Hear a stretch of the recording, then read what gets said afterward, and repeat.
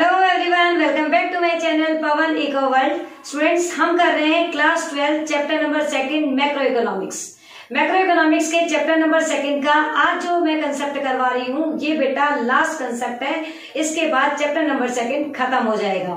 इससे पहले मैंने आपको ऑलमोस्ट सारे कंसेप्ट जो है वो पहले की वीडियोस में करवा दिए हैं। आज जो ये पार्ट नंबर 4 है, इससे हमारा चैप्टर खत्म हो जाएगा। आज का जो कंसेप्ट है दैट इज डेप्रिसिएशन। डेप्रिसिएशन को स्टार्ट करने से पहले बेटा मैं दूंगी एक एग्जाम्पल देने से क्या होता है कि आपकी अंडरस्टैंडिंग बढ़ जाती है।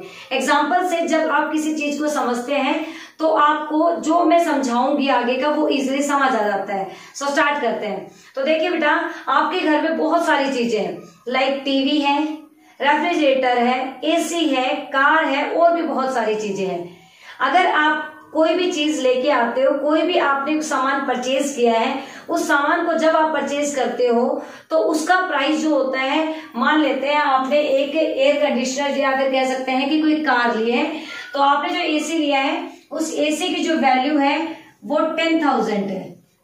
मतलब हम 10,000 में तो वैसे क्या एसी आता है, मैंने एग्जाम्पल लिया है, ठीक है। 10,000 किसी एसी की क्या है, प्राइस है।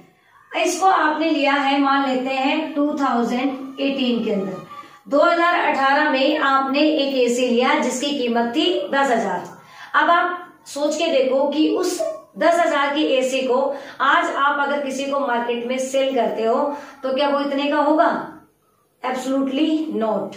कोई भी उसे 10,000 में खरीदने के लिए तैयार नहीं होगा। कोई भी उसे मतलब जितने में आप लेके आते हो उतने में उसे लेने के लिए रेडी नहीं होता है। तो जब भी आपने कोई नया सामान खरीदा उसके रेट ज्यादा होते हैं, जब आप उसे बेचते हो तो उसके रेट कम हो जाते हैं। What is the reason behind it? ऐसा क्यों होता है? क्या कभी सोचा है? नहीं सोचना इसे, क्योंकि यही आपका डेप्रिसिएशन है। तो देखिए, अगर आपने कोई चीज 10,000 में खरीदी और आप उसे 2-3 साल के टाइम पीरियड के बाद में बेचने का सोचते हो और आप उसे बेचने की कोशिश करते हो तो उसके प्राइसेस बिल्कुल डाउन हो जाते हैं या फिर कम चले जाते हैं। क्यों? क्योंकि टाइम के साथ में उसमें नॉर्मल वियर एंड टियर, समय जो है वो बीतता गया है, तो उसके अंदर बहुत सारी चीजें जो है वो पुरानी हो जाती हैं, उसकी जो मार्केट वैल्यू है वो डाउन हो जाती है। उसके साथ में उसके अंदर टेक्नोलॉजी जो होती है वो चेंज हो जाती है। हो सकता है कि पहले वाले जो एसी हैं उनके अंदर जो टेक्नोलॉजी लगाई गई हो वो आउटडेटेड हो गई हो, तो उसके प्राइसेस एज इट इज नहीं होते हैं। ये तो था एक छोटा सा एग्जाम्पल एसी का। अब घर में किसी भी तरीके की चीजों का एग्जाम्पल ले सकते हैं, जितने में हम खरीद कर लाते हैं, अगर हम उसे नेक्स्ट डे भी सेल करते हैं तो वो इतने में नहीं जाती है, क्योंकि उसकी मार्केट वैल्यू डाउन हो जाती है। बेटा ये मार्केट वैल्यू डाउन हो जाना, दिस इज कॉल्ड डेप्रिसिएशन। इसे ही हम क्या बोल देते हैं? डेप्रिसिएशन बोल देते हैं। अब हम इसे एक डेफिनेशन के थ्रू समझते हैं कि exactly what is the meaning of depreciation. Depreciation क्या होता है? Depreciation consumption of fix capital.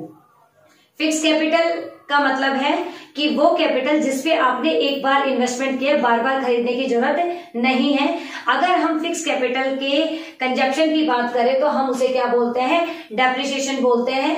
Depreciation refers to fall in value of fix assets. Depreciation का मतलब होता है कि जो वैल्यू है हमारी फिक्स एसेट्स की, उसकी जो वैल्यू है उसमें क्या आ गई है? कमी आ गई है, वो गिर गई है।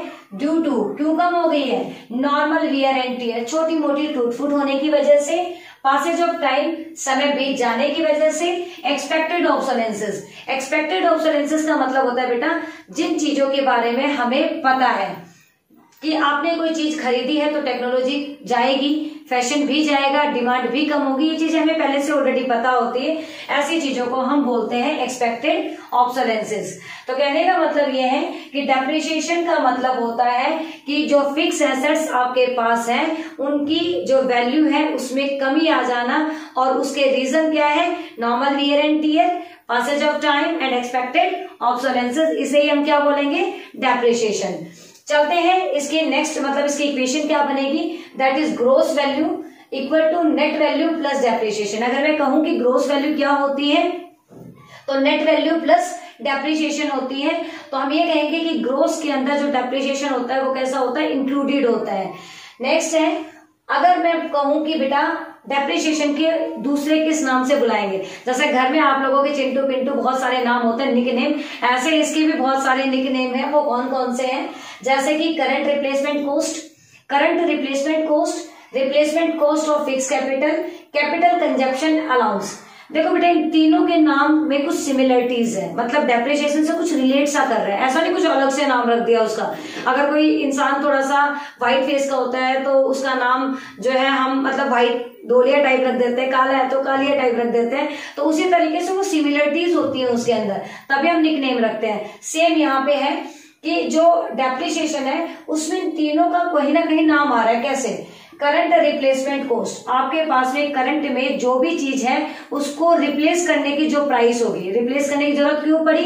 क्योंकि चीज पुरानी हो गई थी, टूट फूट हो गई थी, हमें उसमें चेंजेस करनी है। तो ये क्या हो जाएगी? Current replacement cost. Replacement cost of fix capital, fix capital जो थी मतलब जिसपे आपने एक बार ही इन्वेस्टमेंट की थी उसको आपको चेंज करवाना है। क्यों चेंज करवाना है? क्योंकि उसमें कुछ कमियां आ गई है। Capital consumption allowance, capital consumption allowance का मतलब है कि जो चीज आप यूज कर रहे हो उसको हम बोलते हैं कंजप्शन।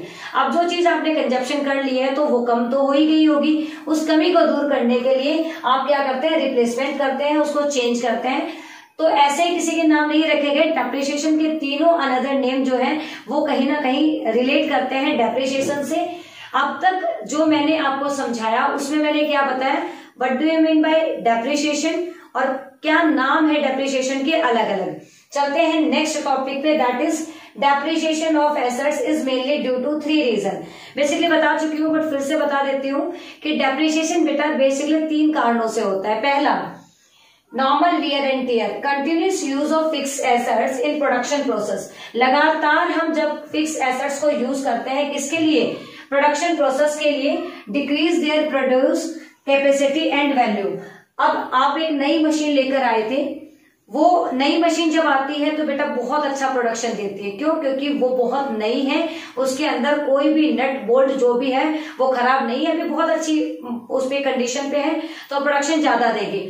तो जब भी आप कोई नई चीज लेकर आते हो उससे आने वाली आउटपुट आपको हाई लेवल पे मिलेगी, बट धीरे धीरे उसके यूज करने की वजह से उसके अंदर छोटी मोटी टूट फूट होने की वजह से उसकी जो प्रोडक्शन कैपेसिटी है वो डाउन चली जाती है।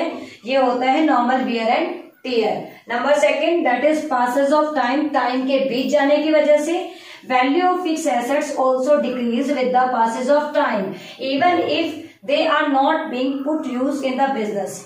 देखिए बेटा, आपने कोई बिजनेस स्टार्ट किया था और आपने जब बिजनेस स्टार्ट किया तो एक मशीन इंस्टॉल की थी। हो सकता है कि बाकी सारी मशीन आप यूज कर रहे हो, बस एक मशीन का आप यूज नहीं कर रहे हो। तो क्या वो मशीन मार्केट में उसी वैल्यू के साथ बेची जा सकती है? नहीं, क्योंकि वो बेशक यूज में आ रही है, नहीं आ रही है, मार्केट में एक बार खरीदी जा चुकी है। टाइम के साथ 10-12 साल, 8 साल, 4-5 साल, जितने भी साल है, टाइम के साथ उसकी वैल्यू डाउन ही जाएगी, चाहे वो यूज में आए या ना आए। सेम आपके घर में कोई अप्लायंसेस पड़े होंगे, कई सारी चीजें आपके घर में पड़ी होंगी जो यूज में नहीं आती है, अगर आप उसे OLX पे डालोगे तो भी उसकी वैल्यू इतनी नहीं मिलेगी क्योंकि पुरानी चीजों में ही काउंट होती है।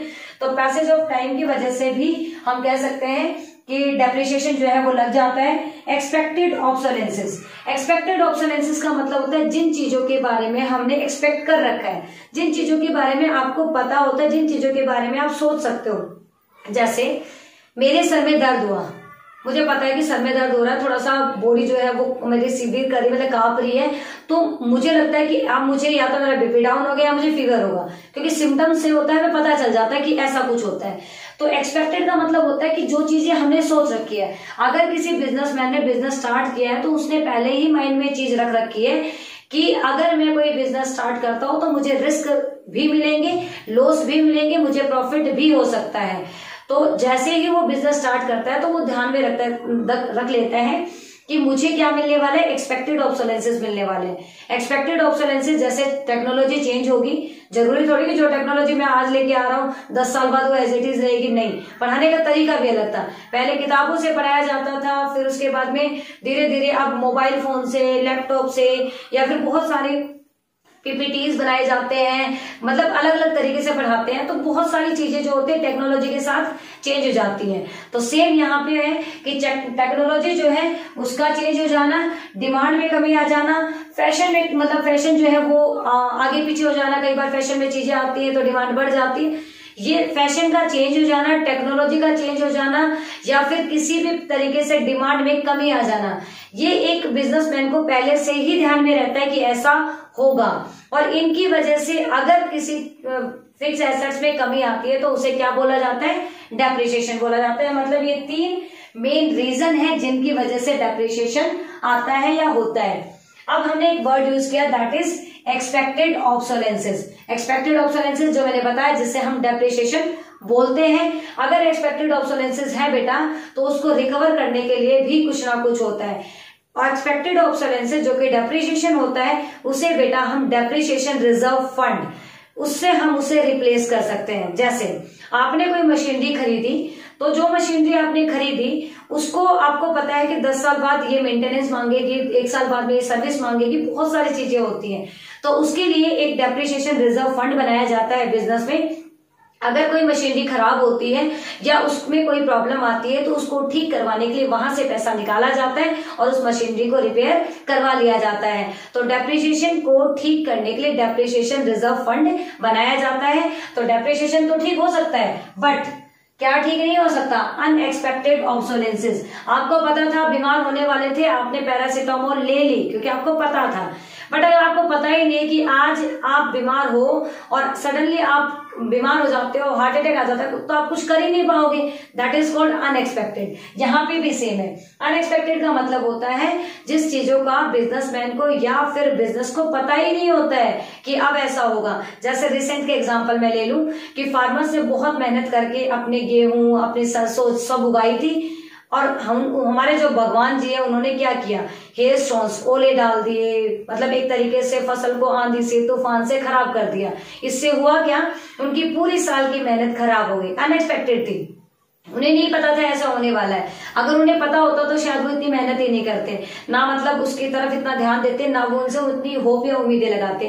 तो ये उनके लिए क्या था, अनएक्सपेक्टेड था। सेम अनएक्सपेक्टेड हमारे बिजनेस के अंदर होता है। कोई नेचुरल क्लाइमेट्स वगैरह की वजह से कोई प्रॉब्लम आ जाए या फिर किसी तरीके से आग लग जाए, कोई एक्सीडेंटल डैमेज हो जाए, मतलब कई तरीके की चीजें जिनका हमें नहीं पता होता है, दैट इज कॉल्ड अनएक्सपेक्टेड। और हम इसे डेप्रिसिएशन ना बोलकर क्या बोलेंगे, कैपिटल लॉस। और कैपिटल लॉस को रिकवर करने का कोई साधन नहीं होता है। जिस तरीके से डेप्रिसिएशन को रिकवर करने के लिए डेप्रिसिएशन रिजर्व फंड बनाया जाता है बट इसको रिप्लेस करने के लिए कोई नहीं होता है। लाइक इसके लिए एक बिजनेसमैन को एक लॉस जो होती है वही कंडीशन जो है वो भुगतनी पड़ती है। तो ये था बेटा आपका छोटा सा टॉपिक दैट इज डेप्रिसिएशन। मेरी तरफ से चैप्टर नंबर 2 कंप्लीट है। इसके अलावा इसके क्वेश्चंस बच जाते हैं जो कि most important expected questions exam के पॉइंट ऑफ व्यू से होंगे, वो मैं आपको दूंगी नेक्स्ट वीडियो में। मिलते हैं, तब तक के लिए बाय बाय, टेक केयर।